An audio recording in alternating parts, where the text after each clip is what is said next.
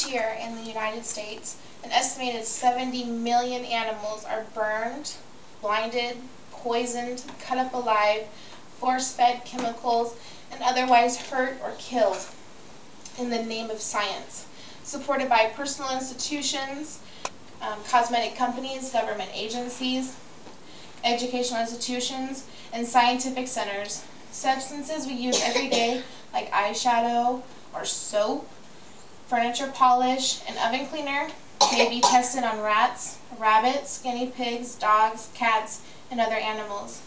These tests are mainly used to test the degree of harmfulness of products and their ingredients. These tests are not required by law, and they are only done to protect companies from consumer lawsuits. The abuse that animals suffer at humans' hand is heartbreaking, sickening, and infuriating.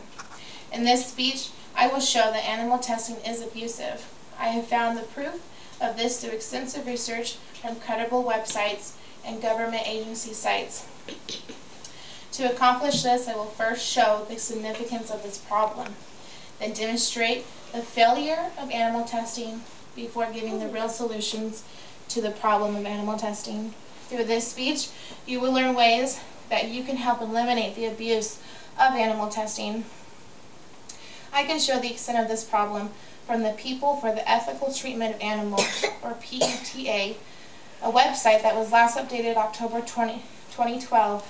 Millions of mice, rabbits, primates, cats, dogs, and other animals are locked inside cold, barren cages in laboratories across this country. All they can do is sit and wait in fear of the next terrifying and painful procedure that will be performed on them. An example of some testing done on rabbits and guinea pigs that are locked into full body restraints as a test chemical is applied to the shaven skin on their back. The wound site is then covered with a gauze patch for the duration of the experiment, normally 4 hours, after which the patch is removed and the degree of of damage is read and scored at specific time intervals. The chemical has burned through their skin, leaving visibly dead tissue in its wake. No painkillers were given.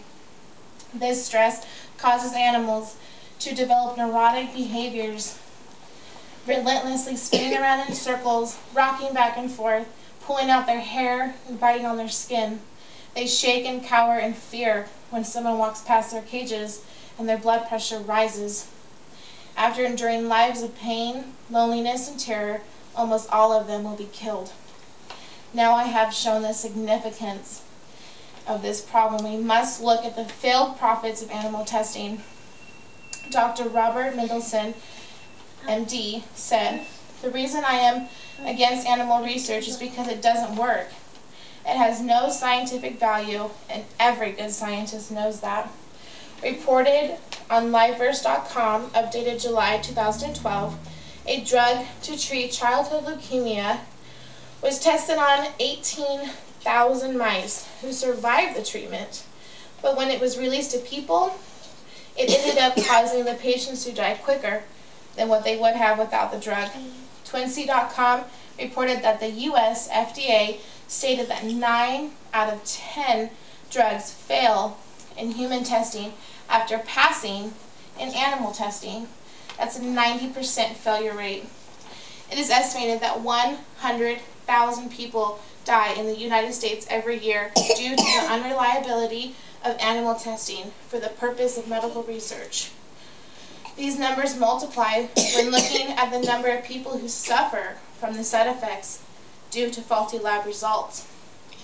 Knowing the seriousness of this problem and the ineffectiveness of testing, we must look into solutions to stop all animal testing.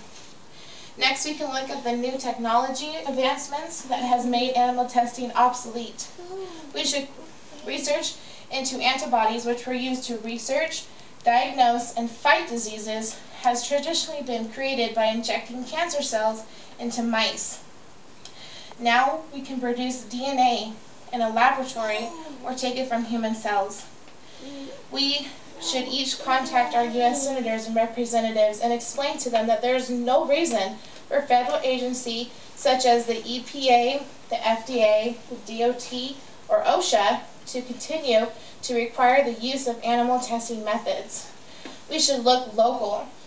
Here in Idaho, Governor Otter signed an animal cruelty law that, according to the Animal Legal Defense Fund, it's a good thing, but it needs more improvement.